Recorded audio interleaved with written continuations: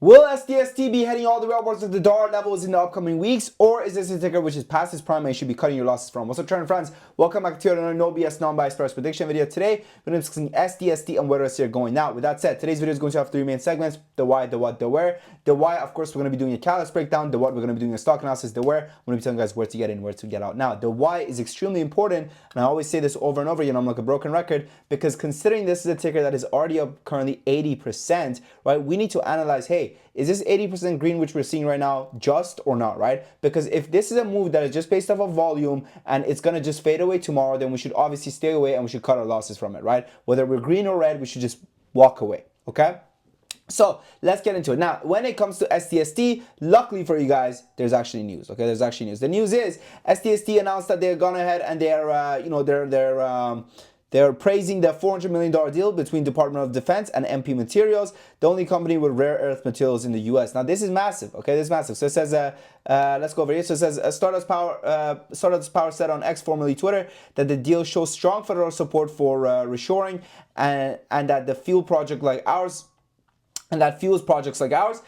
Considering the massive rally MP Materials stock underwent last week, it makes sense that similar companies in the sector will rally in sympathy with it.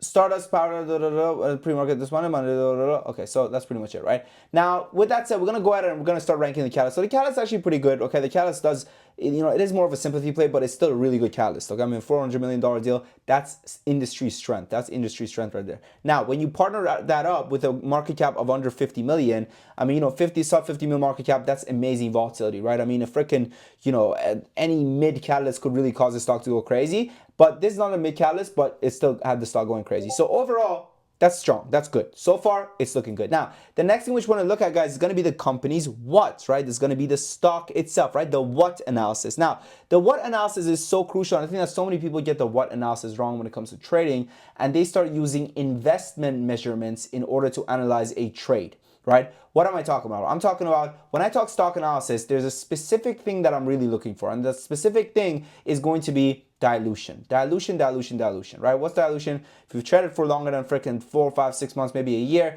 you've probably had a company announce a public offering, a direct offering, and the stock goes, you get rug pulled and the rug just goes under you, right? It gets pulled from under you and you get destroyed, okay? You've probably had that before. You probably had that happen to you before. Now, that's what we're anticipating. That's what we're looking for, right? I'm not here looking at the company's earnings per share. I'm not here looking at the company's freaking growth annual percentage when it comes to their top line revenue. I'm simply looking at, hey, is this company going to screw me over? Is this company going to dilute their stock? What is this company's relationship with their stock? Now, when it comes to anticipating dilution, there's three main things which we want to look for. The company's motivations. How highly motivated are they to go ahead and dilute and announce a public offering or direct offering? How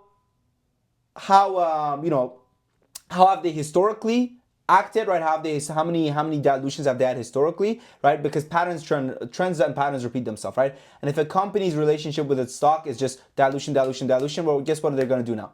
Dilution. That's right. You're so smart. Okay, exactly. And then the third piece is going to be their availability, right? Can they actually go ahead and dilute, right? Like, do they have the availability? Do they have the shares available? Do they have the overhead supply or not?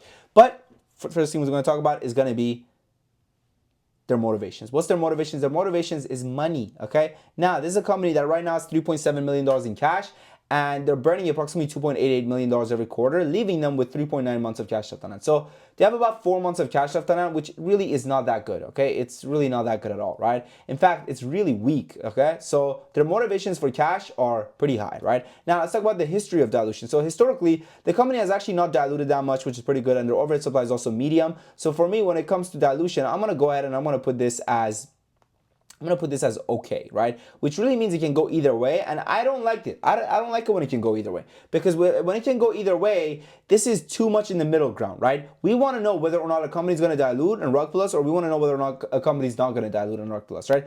In the middle, it's not good. I don't like it, okay? And sometimes I think maybe I should just remove this okay factor, right, in order to make it more binary, right, whether it's good or bad. But the reality is that, it's too hard to call right now, and it doesn't make sense for us to really, make this the deciding factor of whether we should get it or not, based off of the lack of evidence that we have that they will go ahead and dilute, okay? Now, next thing we want to talk about is going to be short interest. So when it comes to short interest, and we go over here, we search up SD. There we go. Short. So the short interest in the past days is up 42%, and the past 7 days is up 75%. That's not good. That's not good at all. Okay, that's really not good at all. I don't like that at all. So for short interest, we're going to put that as terrible, honestly. Why? Because when short interest increases, that means that people believe that the stock is oversold or overbought, rather, right? That means that the stock is still expensive. So for us, when short interest is going up, that's a bad look, okay? Especially as someone who wants to buy with a long bias, all right? Now, next thing which we're going to look at is going to be institutional ownership, sitting at 4%. Oh, no, that's SQFT. Sitting at 8.3%. Still dog shit. We're going to go over here and put it as bad. Now, let's talk about the charts. Okay, so now we're at the chart section. Now, when it comes to the charts, guys, I got to be honest with you guys, this is a pretty ugly chart. Okay, this is a pretty ugly chart. Where I would be a buyer of this ticker would probably be around the 30-cent levels. I'll probably play 30 cents, bounce to potentially 35 cents, 34 cents, maybe 36 cents even, right? For 20% gains, give or take. Now, I understand a lot of you guys think that, 20% gains is really nothing. And the upside for me, I don't see it really breaking above this 50-cent level. This 50-cent level is a really strong level of resistance for the ticker. So I'm not sure if it's going to be able to break above this 50-cent level unless we hear more about, a potential deal between Stardust and the freaking, the government or something like that. Then obviously it's going to get moving. And so many times I'll come up with these prediction videos. You guys need to understand that I don't have a crystal ball, right? Now, what do I mean by I don't have a crystal ball? Am I saying that for you guys to dismiss all my predictions and everything like that? No, that's not what I'm saying, okay? Because after all, even though I don't have a crystal ball, shit, I might as well. You know what I'm saying? I got an 82% win rate, right? Month of July, no red days yet. Month of June, 1 red day. Month of May, only 3 red days. Month of April, no red days, right? So, and this is after 500 trades later, right? So 500 trades later, I have an 82% win rate, guys, right? So, but what am I saying when I say I don't have a crystal ball? As in, I don't know what news is going to come out later. What I'm basing my hypothesis based off of is the news that we have currently at hand, right? I don't know if the company is going to come out and say, hey, everyone, I know we're an energy company, but in fact, we actually cured cancer. You never know. What if they come out and they say they are now a crypto treasury? And then the stock goes to 50, right? So at the end of the day, right, there is trading is a game of probabilities, right? Trading is a game of probabilities, and it's really hard for us to anticipate what's going to happen.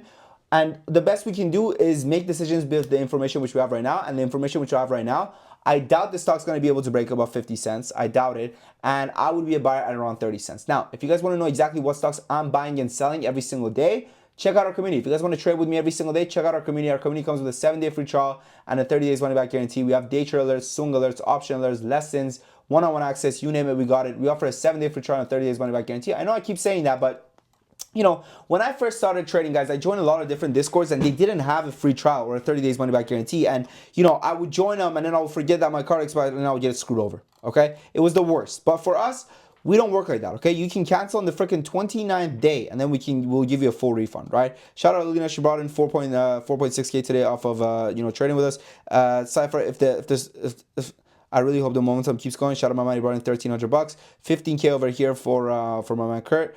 We've been kicking ass, guys. This is all today, okay? This is literally all today, right? Like this is then this is last week, Friday over here, as you guys can see. So that's it. Give it a shot. The link is in the comment section and description. We tell you when to get in, when to buy, when to sell. Every single thing is given to you. Lessons, one-on-one access. Check out Top Trader Academy. I promise you won't regret it. Because right now as well, I forgot to mention, the 10 spots that I added for the 50% sale, which we have going on, there is still spots available. There's still about 7 or 8 spots. I added 10 more. 2 of them sold out. There's still 7 or 8 spots available. Check them out. The link is in the comment section and description. You will not regret it.